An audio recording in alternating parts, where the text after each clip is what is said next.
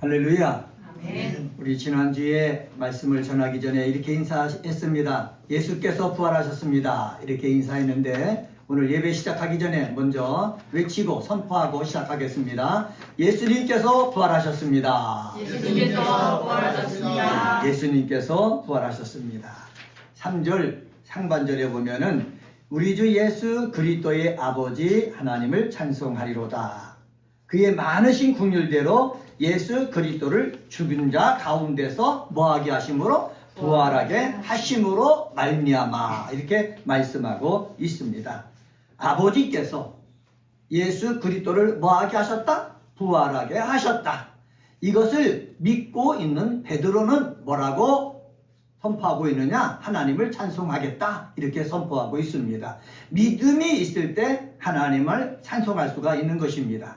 은혜가 꽃피는 교회에서 예배드리는 사랑하는 그리스도인들은 하나님께서 그의 크신 긍휼하심으로 말미암아 예수 그리스도를 부활하게 하셨다라는 확신이 있음으로 말미암아 부활절 날 되면은 또 부활절 이후에 또 예배를 드릴 때마다 하나님을 찬양하는 믿음의 사람이 되시기를 주의 이름으로 간절히 축원합니다. 하나님을 찬송하리로다 이렇게 얘기했는데 전설에 따르면은 이 베드로 전설을 기록한 후에 2년이 안 돼 갖고 순교했다고 전해집니다. 얼마 지나지 않아서 순교했다라는 말은 뭐냐? 그 당시에 베드로가 복음을 가지고 증거하고 많은 그리스도인들이 교회에 모여서 예배 생활할 때 외부에 핍박이 많았다는 거예요. 박해가 많았다는 거예요. 어려움이 많았다는 거예요. 많은 어려움에도 불구하고 예수께서 부활하셨다라는 이 믿음을 가지고 찬양하면서 힘내서 맡겨진 사명을 감당했던 그 사도가 누구였느냐? 베드로였다. 자기만 그렇게 감당하기를 원하는 것이 아니라 이러한 마음을 서신을 써가지고 보냈단 말이죠. 같이 예수 그리스도를 믿는 그리스도인들에게 내가 예수 부활하심을 믿고 찬송하는 것처럼 너희들도 삶 속에서 어려움이 있다 할지라도 예수 부활하심을 믿고 우리 찬양하는 사람이 됐으면 좋겠다 하면서 편지를 보낸 것입니다. 우리 찬양 할렐루야라는 찬양을 들었는데 주께서 오셔서 다스린다는 거예요. 다스리심을 아는 사람들은 어떻게 해요? 하나님을 높일 수밖에 없다는 사실입니다. 이러한 마음을 가지고 오늘은 예수 부활은 끝이 아니라 시작이다 라는 제목으로 말씀을 전하겠습니다. 한번 따라서 해봅시다. 예수 부활은 끝이 아니라 시작입니다. 예수님께서 죽으셨습니다. 무덤에 갇히셨습니다. 거기서 부활하셨습니다. 근데 예수님께서 무덤에 갇히시고 부활하신 것으로 모든 것은 끝난 것이 아니라 거기서부터 뭐가 되는 것이다? 시작이 된 것이다. 그러면 어떤 시작이 되느냐? 3절을 통해서 찾아볼 수 있는데 첫 번째로 예수 부활하심은 영혼 구원 받은 자의 삶을 의미 있게 하신다라는 사실입니다. 한번 따라서 해봅시다. 삶을 의미 있게 하십니다. 영혼 구원 받은 사람들의 삶을 어떻게 한다? 의미 있게 하신다라는 사실을 우리는 어떻게 해야 된다? 기억하고 있어야 된다는 사실입니다. 3절 하반절에 보면은 성경에 이렇게 기록되어 있습니다. 우리를 거듭나게 하사 산소망이 있게 하시며 우리를 거듭나게 하사라고 말씀하셨는데 이것을 헬라어 원어 성경을 찾아보면 아네게네사스라는 단어를 썼습니다. 문법적으로 부정과거 분사를 썼습니다. 부정과거 분사가 뜻하는 것이 바로 뭐냐면 단 이례적인 사건임을 나타내는 것입니다. 우리가 거듭나는 것은 날마다 거듭나는 것이 아니라 한 번 예수 그리스도를 구주로 확실하게 믿을 때에 그때 단 한 번 일어나는 사건, 그게 바로 뭐예요? 거듭나는 거예요. 목사도요, 거듭나는 것은 단 이례적인 사건입니다. 제가 예수를 믿고 하나님을 아버지라 부르고 성령이 내 속에 임하는 그 순간 저는 거듭나게 된 것이에요. 그뿐만 아니라 오늘 예배드리는 우리 사랑하는 그리스도인들도 언제일지는 모르지만은 내가 예수 그리스도를 진심으로 내 안에 모시고 그리고 하나님을 아버지라 부를 수 있도록 성령께서 역사하시는 그때가 어떻게 해요? 여러분은 거듭난 시간이라는 거지요. 근데 거듭나는 것은 날마다 거듭나는 것이 아니라 단 이례적인 사건이다. 이렇게 거듭난 사람에게 성경에 보면은 베드로가 뭐라고 말하느냐? 산소망이 있게 하신다는 거예요. 한번 따라서 해봅시다. 산소망이 있게 하신다. 산소망이 있게 하신다. 네, 여기 보면은 우리 한글 개혁 성경에 산소망이 있게 하신다라고 했는데, 이 산소망이라는 것은 바로 뭐냐면은 살아있는 소망이에요. 내게 소망이 있는데 어떤 사람은 죽어있는 소망이 있다는 거예요. 그냥 의미 없이 무목적으로 그냥 살아가는 사람, 이 사람은 소망이 살아있는 것이 아니라 죽어있다는 거예요. 염려, 근심, 걱정 만나면은 이 염려, 근심, 걱정을 이겨낼 수 있는 그 원동력이 그 마음속에 없다는 거예요. 그런데 거듭나게 된 사람들은 어떻게 해요? 삶을 살다 보면 염려, 근심, 걱정 덩어리가 몰려와도 그 염려, 근심, 걱정 덩어리 속에서도 어떻게 해요? 소망이 움직인다는 거예요. 살아 역사한다는 거예요. 그래서 살아있다라는 말은 뭐냐? 움직인다, 행동한다는 거예요. 저는 우리 그리스도인들이 예수 믿으며 이 세상 삶을 살아나갈 때 어떤 어려움이 있든지 여러분의 소망이 살아서 움직이고 행동하는 그러한 믿음의 사람들이 되시기를 주의 이름으로 간절히 축원합니다. 소망이 살아있으면 활력을 주는 거예요. 내가 몸이 병들었어도 활력을 줘서 병과 싸워 이기게 하는 거예요. 소망이 살아있으면 내 삶에 어려운 문제가 있어가지고 절망, 근심, 걱정, 정말로 불안, 초조 몰려와도 어떻게 해요? 소망이 내 속에 살아있으면 활력을 주는 거예요. 활력을 주는 역사가 있게 되어지기를 예수의 이름으로 간절히 축원합니다. 소망이 살아있다라는 것을 헬라어 문법에 보면은 현재 분사형으로 되어 있습니다. 현재 분사형이 무엇입니까? 지금 소망이 내게 활력을 주고 살아있어야만 된다라는 사실입니다. 제가 CCC를 다녔는데 졸업할 때 졸업여행을 갑니다. CCC에서는 졸업여행을 가는데 우리 같이 가서 사역했던 우리 귀한 형제 자매들이 모여가지고 여수 애양원으로 우리 졸업여행을 갔습니다. 여수 애양원에 가면은 애양원 교회가 있습니다. 그리고 애양원 교회 옆에 바닷가 옆에 손영환 목사님이 있습니다. 그리고 목사님 묘지가 있습니다. 그리고 그 애양원 주변에는 어떻게 해요? 나병 환자들, 옛날 말로 하면 문둥병 환자들, 요새 한센병이라고 그러죠. 한센병 환자들이 모여서 살고 있습니다. 바로 양계, 닭을 치면서 살고 있고 그렇게 살고 있습니다.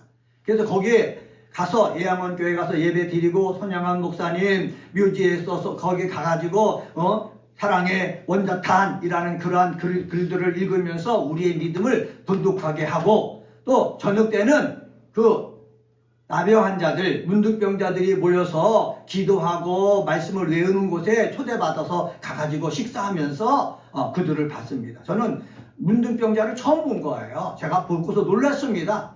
눈알이 빠져 있는 거예요. 손을 봤더니 손이 녹아갖고 문드러져 있어요. 문드러져 있어요.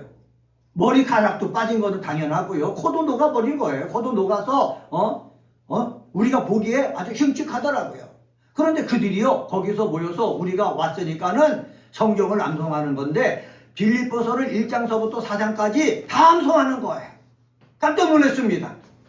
그래서 어떻게 암송하십니까? 그러니까는 눈도 보이지 않으니까는 눈이 보이는 사람이 읽어주면은 그들이 따라하고 또 읽어주면 따라하고, 그래서 반복해가지고 외운다는 거예요. 그래서 저도 그들이 외우는 법을 제가 거기서 듣고서 성경을 외울 때 반복해서 함으로 성경을 제가 외운 기억이 있습니다. 제가 말씀드리고 싶은 것은 그들이 그런 거예요. 내가 이곳에 와서 예수님을 만나기 전까지는 내가 나병 걸려가지고 내가 이 세상에 살 의미, 존재, 목적이 없었기 때문에 그냥 살았다는 거예요. 나는 왜 안 죽을까? 그렇게 하면서 살았다는 거예요. 그런데 예수님을 믿고 성경 말씀을 외우면서 기도하면서 내가 지금 계속해서 살아있어야 될 존재 가치를 발견했다는 거예요. 소망이 살아서 역사하는 것을 발견했다는 거예요. 소망이 살아 역사하니까는 삶을 의미 있게 만들어 주더라는 것이죠. 그래서 무슨 의미가 있었습니까? 제가 여쭤봤더니 그러는 것입니다. 애양원에 와가지고 이렇게 말씀을 나누고 기도를 나누고 이름을 나누는 사람들 자기가 받으면은 그 이름을 붙잡고 날마다 기도한다는 거예요. 아침에 새벽 기도할 때 기도하고 성경 공부, 성경 암송하기 전에 기도하고, 그래서 그 사람 이름이 10명이든 50명이든 그 사람 이름을 붙잡고 기도한다는 거예요. 그래서 제 이름도 적어줬지 않습니까? 그분들은 지금 다 돌아가셨지만은 저를 위해서 계속해서 뭐 했다는 거예요? 그분들이 중보기도 했다는 거예요. 여러분, 예수를 믿고 그리고 내 속에서 소망이 살아 역사하면은 내가 나병 걸려서 아무것도 할 수 없어도 살 존재 의미를 이 의미가 있음을 알기 때문에 힘있게 살 수가 있는 거예요. 우리들도 마찬가지입니다. 우리들도요, 이 험한 세상 가운데, 나는 이 세상에 있을 가치가 없어. 자꾸 열등감에 빠지고 부정적으로 빠지면은요, 그 사람은 소망이 죽어 있기 때문에 삶이 어두워지는 거예요. 우울해지는 거예요. 말 속에도요, 늘 어떻게 패배 의식 속에 담겨져 있는 말을 하게 되는 거예요. 이런 자들이 예수를 믿고 예수 부활하심을 확신하고 그럼으로써 삶의 의미가 되살아나서 삶의 활력소가 생겨지고 능력이 생겨지는 역사가 있게 되어지기를 주의 이름으로 간절히 축원합니다. 우리 주님은요, 부활하신 이유가 무엇입니까? 부활하신 다음에 두려움 속에 떨고 있는 제자들에게 나타난 이유가 무엇입니까? 예수님을 배반했던 베드로에게 나타나서 네가 나를 사랑하느냐 물으면서 내 양을 치라 내 양을 먹이라 하면서 사명을 주신 이유는 무엇입니까?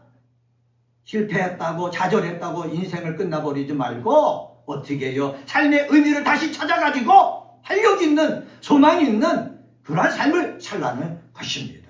그래서 우리는요, 절대로 우리 항복이 없습니다. 절망 속에 빠져 있을 필요가 없습니다. 다시 삶을 의미 있게 해서 나가는 저와 여러분이 되시기를 주의 이름으로 간절히 축원합니다. 두 번째로 예수 부활하심은요, 영원 구원 받은 자에게 하늘 유업을 있게 하신다는 사실입니다. 한번 따라서 해봅시다. 하늘 유업을 있게 하신다. 하늘 유업을 있게 하신다. 4절을 통해서 찾아볼 수 있거든요. 우리가 갖고 있는 이 세상의 것들은요, 4절에 보면은 썩습니다. 더럽혀집니다. 쇠해집니다. 로마도요, 예수님 당시에 로마도 아주 강력한 그런 나라였거든요. 근데 로마도 망했습니다. 강한 나라 다 망합니다. 중국의 그 큰 대륙에 있는 강한 나라 있지 않습니까? 그 강한 나라가 500년, 1000년 계속해서 이어질 줄 알았더니 금방 망하는 것입니다. 우리가 돈 많이 있다고요, 이 돈이 그대로 계속 있습니까? 다 썩고요, 변하고요, 어떻게 해요? 쇠해버리는 것입니다. 그런데 베드로가 예수님의 부활하심을 보고 또 성령 충만을 받은 다음에 예수를 믿음으로 말미암아 하나님께서 우리를 위해서 하늘 유업을 주시는데 하늘의 유업은 썩지 않고 더럽지 않고 쇠하지 않는다. 이것을 발견한 거예요. 이것을 발견하고 자기 스스로 내가 하나님 앞에 가서 받을 그 유업은 썩지 않는다. 쇠하지 않는다. 그리고 더럽지 않는다. 이것을 알고 자기만 이것을 갖고 힘을 낼 뿐만 아니라 사랑하는 그리스도인들에게 편지를 써가지고 너희들이 예수 믿기 때문에 지금은 어려움을 당하고 너희들이 예수 믿기 때문에 지금은 고통 가운데 살고 있지만은 우리가 예수 믿음으로 말미암아 하늘나라에 갈 텐데 그 하늘나라에 가서 받을 그 유업은 썩지 않는다. 더럽혀지지 않는다. 쇠하지 아니한다. 이것을 전해주는 거예요. 이 전함을 받음으로 말미암아 베드로가 가졌던 믿음이 목사뿐만 아니라 사랑하는 우리 그리스도인들에게도 있게 되어지기를 주의 이름으로 간절히 축원합니다. 하늘 유업을 누가 예수 그리스도께서 있게 하신다. 이것은 누구를 위한 것이다? 나를 위한 것이다. 이것을 우리는 확신해야 되는 것입니다. 한번 따라서 해봅시다. 나를 위한 하늘 유업이 있습니다. 나를 위한 하늘의 유업이 있다. 이 확신이 있어야 되는 거예요. 목사도요, 나를 위한 하늘의 유업이 있다라는 확신이 있을 때에 이 세상이 어렵고 힘들지만은 이 세상이 정말로 여러 가지 고통 속에 있지만은 힘있게 살 수 있는 거예요. 소망을 가지고 살 수 있는 거예요. 웃으면서 살 수 있는 거예요. 당당하게 살 수가 있는 거예요. 그리고 우리가 성도들은 없지만 와서 하나님 앞에 예배 드리기 위해서 내가 헌신할 때에 이 헌신하는 것이 그냥 헛된 것이 아니라 하나님 앞에 할 때에 쇠하지 않고 썩지 않고 정말로 하나님께서 주시는 그 유업을 어떻게 한다? 나에게 주신다 라는 이 확신 우리 사랑하는 그리스도인들에게 있게 되어지기를 주님의 이름으로 간절히 축원합니다. 그럴 때에 삶 속에서 정말로 고난 여러 가지 어려움 와도 낙심하고 절망하지 않고 하나님 어찌 나한테 이러실 수 있습니까? 그러하지 아니하고 기뻐한다는 거예요. 얼굴이 활짝 열린다는 거예요. 하늘 위협을 얻게 하시는 하나님이 나와 함께 하시는데 내가 이러한 어려움에 내가 짓눌려 가지고 내 삶을 어둠 속에서 사는 것이 살지 않겠다. 이 확신을 갖고 이겨나간다는 거예요. 이 소망을 주시기 위해서 예수님은 어떻게 했습니까? 이 땅에 오셨어요. 이 소망을 주시기 위해서 예수님은요, 잡히셔서 십자가에 못 박아 죽으셨어요. 이 소망을 주시기 위해서 예수님은 무덤에 묻히셨다가 부활하셨어요. 그리고 승천하셨어요. 왜 그러셨습니까? 예수님이 승천하신 이유는 내가 아버지 뜻대로 내가 순종하면서 했더니 아버지도 나를 위해서 하늘 위협을 가지고 계셨더라 라는 것을 우리에게 알려주기 위해서 그렇습니다. 예수님께서 하나님 아버지가 예수님에게 주셨던 그 하늘 위협을 받았던 것처럼, 그리고 그 유업을 실행하기 위해서 이 세상을 다시 심판하러 오시는 것처럼 우리들에게도 하늘 유업이 하늘에 있다는 이 확신 가지고 힘있게 사는 우리 그리스도인들 되시기를 주의 이름으로 간절히 축원합니다. 세 번째로 5절서부터 9절을 통해서 깨달을 수 있는데, 부활하심은 영혼 구원 받은 자가 겪는 시험을 연단의 기회로 삼게 하신다는 거예요. 한번 따라서 해봅시다. 겪는 시험을 연단의 기회로 함께 하신다. 아멘. 이게 베드로가 가졌던 믿음입니다. 베드로만 이 믿음 가졌습니까? 아닙니다. 그때 예수님을 알지 못했던, 그냥 율법만 알았던 구약에 나오는 사람들도 이 믿음을 가지고 있었다는 사실입니다. 많은 사람들은 하나님을 약속을 믿고 믿으면 모든 문제가 다 형통될 줄 알고 있거든요. 그런데요, 구약에 나오는 사람들은요, 하나님 믿으면 하나님이 다 그냥 온 문제가 없이 다 해결해 준다, 그렇게 살지 않았어요. 하나님 말씀 따라서 살면서 하나님이 역사해 주시고 일이 있을 때마다 그것을 이겨내게 하시고, 그리고 이겨내면서 하나님이 약속하신 것을 하나씩 하나님의 시간에 하나님께서 이루어 가시는 것을 그들은 목도하면서 삶을 살았어요. 그러면 구약을 알고 있는 우리들은 어떻습니까? 우리들도 똑같은 거예요. 우리의 시간에, 하나님의 시간대에 하나님께서 역사해 주시는데, 그때까지 어떻게 우리는 말씀을 붙잡고 우리 이기면서 살아가야 한다는 사실입니다. 제가 텔레비전을 보다가 금괴를 모아가지고 금을 모아갖고 금괴를 만드는 그런 프로그램을 봤습니다. 모아가지고 금괴를 500g짜리 만들었더니 그냥 이렇게 빛나는 것이 아니라 거무튀튀 하더라고요. 이 거무튀튀한 것을 어떻게 빛나게 할 수 있습니까? 했더니 그 금을 모아갖고 금괴를 만든 사람이 쇠구슬이 많은 쇠구슬이 담겨져 있는 이 통 속에 금괴를 집어넣고 이 통을 굴리면은 이 쇠구슬이 이 금괴를 갖다가 부딪혀가지고 금을 갖다가 어떻게 빛나게 만든다는 거예요. 이해가 되십니까? 그래서 해보라고 했어요. 했더니요, 통이 돌아가면서 다다다다다 소리가 나지 않습니까? 소리가 나고서 나중에 시간이 지나고 금괴를 꺼내봤더니 빛이 나는 거예요. 정말로요. 빛이 나는 거예요. 쇠구슬이 뭐를 빛나게 했다? 금괴를 빛나게 했다는 거예요. 성경은, 잠언서는 그렇게 말하지 않습니까? 철을 갖다가 어떻게 한다고요? 빛나게 한다는 거예요. 이 말은 바로 뭐냐? 우리가 예수 믿는 사람들이 이 세상 삶을 살아나갈 때에 여러 가지 고난, 여러 가지 어려움, 이것이 오는데 이 고난과 어려움을 통해서 내 믿음을 뭐하게 안 한다? 빛나게 하신다는 거예요. 그때까지 성경은 뭐라고 말하느냐? 하나님의 능력으로 보호해 주신다는 거예요. 5절 말씀 한번 봅시다.